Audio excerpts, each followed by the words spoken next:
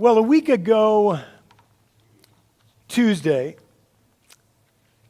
when I arrived home, kind of early evening, got home from work, my family told me that there was an urgent matter that I needed to attend to, very urgent matter I needed to take care of. And I listened to them, and I turned to that immediately. And I'd like to say the urgent matter was something important. But the urgent matter actually was this: I needed to fill out my bracket because the first game of March Madness was about to start. And some of you may be thinking, Pastor, I don't know what you're talking about. And I think those of us who do would say, God bless you, you have more important things to do in your life. And no doubt God will work through the hours you are not spending on such things. But others of you, you know. Every year about this time, millions and millions of people. I mean, would it be tens of millions? It is, isn't it? 100 million people? I don't know. Some of you among them, certainly I already shared, I was part of that. We bring such energy to finding, hopefully, the winner of the national championship game this year in men's basketball. And I always kind of wonder, what if we as Christians would bring that kind of intensity? What if we as Christians would bring that kind of effort and that kind of energy into finding God in our midst each and every day? Because what do we know? We know that, let's even say no chance. I know there's this percentage that has several zeros in front of it, 0.00 whatever. What do we know? We know that there is no chance we're going to find all the winners in our bracket. But when it comes to finding God, 100% chance, right? Because we know God is with us. But to find God there, to sense God's presence, this God who wants to comfort us and lead us, this God who wants to speak to us and laugh with us. It's not all serious, is it? What joy we find in life. The only way we're going to find this God who is with us if we look for Him. So that's what we're talking about in this series. And having talked the first few weeks about how we can and should look for God in the midst of the beautiful world around us, in the midst of creation, that we might find God there in some sacred ways. Having talked in this series so far about how we need to seek and find God in the midst of our wilderness experiences, our struggles. Today we turn to our relationships, specifically saying, God, help us to better understand how we can find you in our relationships. Now, to get into all of this today, we turn again to the passage I just read a moment ago, Mark chapter 2. Because here's what we find very early on in that gospel. We find Jesus in Capernaum, and we find some people who are trying to bring a friend to Jesus. And while we don't know a lot about the people who are mentioned here, we do know this. We know that one of them is paralyzed and in need of help, right? And we know that 4 of them are able-bodied enough and committed enough to their friend such that they are willing to take a trip carrying their friend into Jesus' presence. So imagine these friends planning this out. You know that brought them great joy as they planned together, we're going to do this. And imagine them then arriving at their destination, finding anything but what they expected. All these people gathered. They can't follow plan A, can they? They can't get their friend in to see Jesus. So what do? To their credit, instead of going home, instead of giving up, they turn to plan B.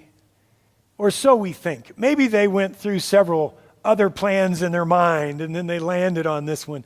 Hey, let's get him up to the roof and see what we can do from there. A few years ago,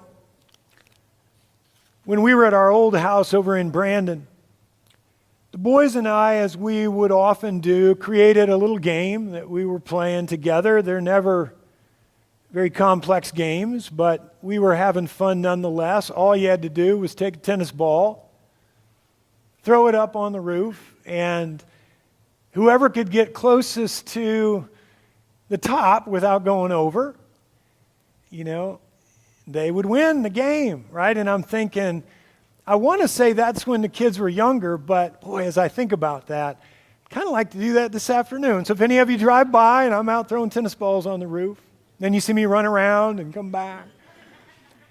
So we're playing this game, and after a little while, one of the tennis balls, thunk, gets stuck on a vent that's sticking up out of the roof. We still got a couple more tennis balls, so we continue playing. Thunk, second one gets stuck, and now we're thinking down to one, why don't we knock those down before we continue? Can you guess where this is headed? I love it. Some of you have been there. We're going to knock down those two balls with the third tennis ball. It gets stuck. But we got a football, right? So now the football gets stuck. I don't remember real well at my age anymore, so they can tell you if we threw a few other things up there. I can't remember. But at some point we said, okay, Dad, get the ladder, let's go that direction. I say this to the ladies especially. That top step that in our case is red and says, do not stand on this step, right? Yeah. That's what it was going to take for me to get up on the roof. I knew that. So give me some credit. Man, as I was up there and it was wobbling and they weren't old enough to hold it real steady, I realized it's going to be too hard to get up on the roof. So we went to plan C, which was, and we weren't looking for a hurricane. We were looking for some pretty strong winds in the next few weeks to kind of bring it all down for us. And I think that happened, as I recall. Here's why I share that today.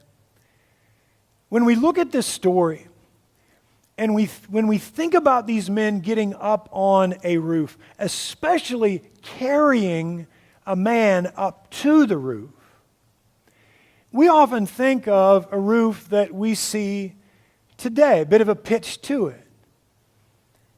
More than likely, 99% chance, that's not what these men were dealing with.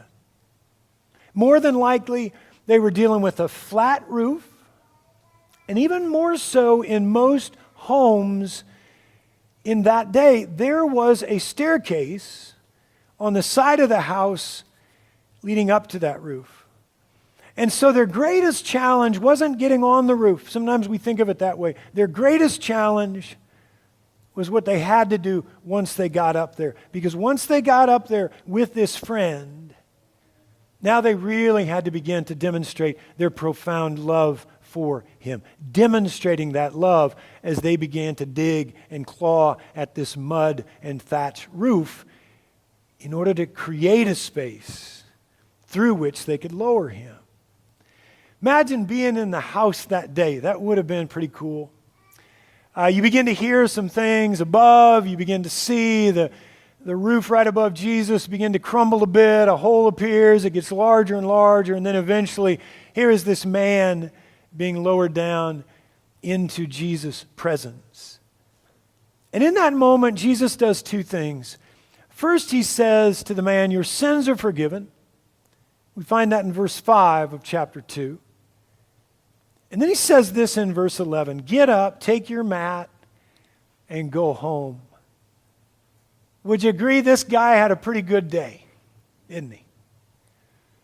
Gets to meet Jesus face to face, is forgiven by him firsthand, and then eventually what does he do? He walks home from the home to which he was carried. And all this happens why? Because a few friends cared enough to look for God in the midst of that relationship. And so as we gaze upon, as we think about their example, that which they set before us today, here's all we want to do. We want to learn from them. We want to learn from them some things that we can do that allow us more easily to find God in our relationships. So here are some things that they did, things that can help us. First, they did this. They brought into their friend's life this friend who was paralyzed. First, they brought into his life a faith that was very, very strong. Or we might say it this way. First, they brought into their friend's life a faith that did not waver, that did not doubt, even though his difficulty seemed to be insurmountable, right? Notice what we find here in Mark chapter 2, verse 5, related, this is interesting, related not to the man's faith, but related instead to the men's faith, the faith of his friends. Here's what we find again in verse 5. When Jesus saw their faith, the men's faith collectively, when Jesus saw their faith, he said to the paralytic, "Son, your sins are forgiven." And what is the faith, really, to which Jesus points here? It's the faith that the men carried within them that God would have an impact in their friend's life if he could but find God there in the midst of his circumstances. The faith Jesus is pointing to here is their faith, their absolute confidence that God could help their friend. And I'll tell you what that kind of faith does in relationship if the one who has that strong faith offers it up or acts upon it. It puts the other person in a position to find God in their midst. Or it puts the other person in a position, and this was certainly the case for the paralytic, it puts them in a position to be touched by, to be healed by, to be blessed by God. If you're like me, there are many days that you do believe God can move mountains. Then there are many days you are not so sure. And on those days, it's often not the strength of your faith or my faith. On those days, it's often the strength of faith that those around us have that allow us to begin to see God in the midst of our circumstances. And so first, take a moment today and think about people like that in your life. Even people in your life right now who play that role. Giving thanks for them, giving thanks for their strong faith, that even when you're struggling, even when you are full of doubt, that draws you into, oh yeah, God's here, God's working in my life, even in the midst of this that I face. But then even as you give thanks for them, what they have done to put you in a position to find God in your circumstance, even as you give thanks for them, also do this. Think about someone in your life right now who desperately needs you to do this for them.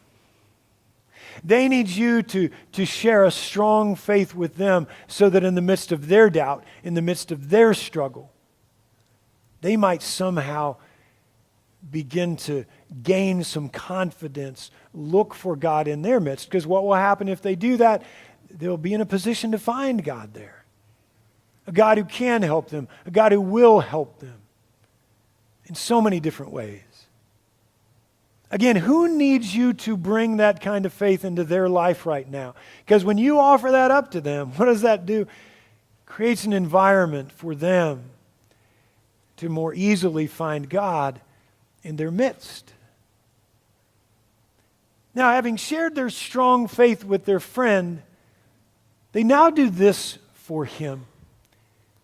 They begin to make grace visible, not yet revealing God's grace necessarily, but the grace that you and I can share in relationship. They begin to make that grace visible. And here's what that requires of them. It requires them to make a trip. It requires them to climb to the top of a roof. And it requires them to start digging. Jackie Robinson was the first African American to play Major League Baseball. And yet breaking baseball's color barrier caused him to face jeering crowds in every stadium. And we mean every stadium. Story goes that while playing one day in his home stadium in Brooklyn, he made an error and the fans began to ridicule him. He stood at second base feeling humiliated, but then this happens. Shortstop Pee Wee Reese comes over to him, puts his arm around him, and faces the crowd. Immediately, fans grew quiet. Robinson later said that arm around his shoulder saved his career. That is grace made visible, isn't it? Here are some verses in this passage that speak to making grace visible. Verses 6 through 9. Notice how after Jesus says your sins are forgiven, then we have this. Some teachers of the law were sitting there thinking to themselves, why does this fellow talk like that? He's blaspheming. Who can forgive sins but God alone? Immediately Jesus knew what they were thinking. And so he said to them, why are you thinking these things? Which is easier? To say to the paralytic, your sins are forgiven? Or to say, take your mat and walk? Now here was the dilemma that these teachers of the law faced. If Jesus said, your sins are forgiven, there's no visible proof that that's happened, right? But boy, if Jesus says, get up and walk, that's a different story, because that is visible grace in that moment. And so knowing that was their dilemma, what does Jesus do? In part, in response to the visible grace these men brought to that moment, he does the same that they did. G.W. Knight writes, when a person works an 8-hour day and receives a fair day's wage for his time, that is his pay. When a person competes with an opponent and receives a trophy for his performance, that is a prize. When a person receives appropriate recognition for her long service or her high achievement, that is an award. When a person is not capable of earning a wage, can win no prize, and deserves no award, yet receives such a gift anyway, that is a good picture of God's unmerited favor. Or that is what we mean when we talk about grace. You know, as far as we know, this man did nothing that would have caused his friends to say, we have to do this. We have to take him to Jesus. We have to go up on the roof. We've got to lower him down into Jesus' presence. No evidence here that he's done something, in other words, to earn their help. And that's what makes their actions so full of grace, such a visible grace. And my hope is, as we look at their example, we might come to better understand today just how much in our relationships we need to, as well, make grace visible from time to time. Second question today, and really think on this. Who in your life right now most needs you to make grace visible to them? And how might you go about that? And remember again what it means to make grace visible. It means you offer unmerited assistance to another in a visible way, something they can wrap their arms around. Might be something as simple as writing a note to someone, taking someone out to lunch. Or you're making grace visible. Might be much more complex, like offering forgiveness in a very specific way in a very difficult relationship. But either way, begin to think today about where you might be able to reveal God to another by making grace visible in that relationship. And then there's a final thing these guys do today that matter much. They recognize God's grace, not the grace that they bring to this situation, but a deeper grace. They now recognize God's grace when it appears, when they see it. Here's verse 12. Following this healing, it says this: he got up, the man who was paralyzed, brought here by his friends. He got up, took his mat, and walked out in full view of them all. This amazed everyone, and they praised God, saying, "We've never seen anything like this." You know, ultimately, these men understood something that we've got to understand every day. That no matter how much they were able to make grace visible, and they did, no matter how much they were able to make grace visible by bringing their friend to Jesus, it was God making God's grace visible that ultimately mattered the most, because that visible grace was so great that it brought healing to their friend. And they could see that. They could recognize that. They knew in that moment this wasn't any more about something they did. It was about God's love and mercy. As we wind things down, let's us think about that same thing in our lives. Thinking about that today, this week, by looking at a few more questions. These questions that point to either our inability or our ability to recognize God's grace when it appears, that ultimate grace that fuels any grace we can ever share with others. So, for example, are you able right now to see God's grace being revealed to you through the people in your life? As soon as I start thinking about that question, I realize, and I often don't pay enough attention to this, my goodness, how God is revealing God's grace in my life through my wife, my boys, my staff, other people here at Beymer that I get to be in ministry with. Of course, God is revealing God's grace to me through the people in my life. But the bigger question is, do I notice that enough each day? Do I draw strength from that grace when it comes to me through the people in my life, how they relate to me? Question for you as well. Another question related to that is this: are you able to see right now God's grace being revealed to you through how others are caring for you? Because their care is never ultimately about them and their love and grace. Where does it always find its foundation? In God's grace. In other words, when someone reaches out to you and helps you, do you naturally recognize God's grace in that reaching out? God's grace in the midst of their graciousness? And then lastly, ask yourself, are you able to see right now God's grace even being revealed to you through your ability to care for others? Meaning, are you able to recognize when you make grace visible to someone else, when you share a strong faith with others, are you able to recognize in those moments that that's just God working through you?